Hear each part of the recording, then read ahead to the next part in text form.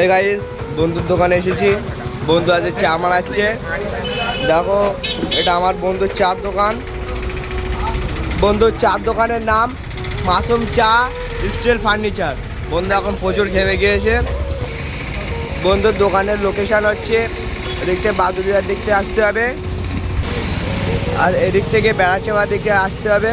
বেড়াতে থেকে বটতলা, আর দেখো শিবায়ন সংঘ ক্লাব পেয়ে যাবে। পুরাতন ক্লাবের পাশে বন্ধুর দোকান। সবাই আসবে, বন্ধুর ভালো ভালো মাল পাওয়া যায়। বন্ধুর দোকানে চা ছাড়া এখনো পাওয়া যায় কেমন কিছু তোষক, আলমারি। বন্ধু দেখো চা বানাচ্ছে এখন। বাসরাত্রি রিজালি খাট ভাঙবে না, একদম পুরো কেনা। দাও দাও ঠিক করে বলো, লাভ বলো। বাসরাত্রি যদি আপনাদের খাট লাগে ভাঙবে না, গ্যারান্টি আছে। এই তোষক আছে একদম পুরো গদির মতো নরম, মাসুমি দুধের মতো। বন্ধু তোমার প্রাইস কত?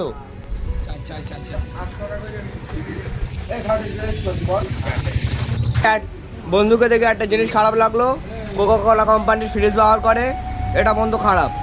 তুমি 3 দিনের মধ্যে ফ্রিজে চলে যাবে, তুমি কিছু বলো, চার দোকান হিসেবে কিছু বলো। দাদা আপনার চাটা কেমন লাগছে? চাটা ঠিক আছে মোটামুটি।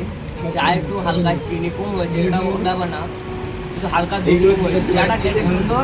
আপনারা সবাই আসবেন আমার বন্ধুর দোকানে।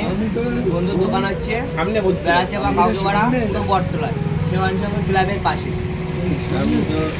আর চাটা একটু ফোটালে বেশ গাঢ় হতো, আলো ভালো লাগতো। চাটা ঠিক আছে।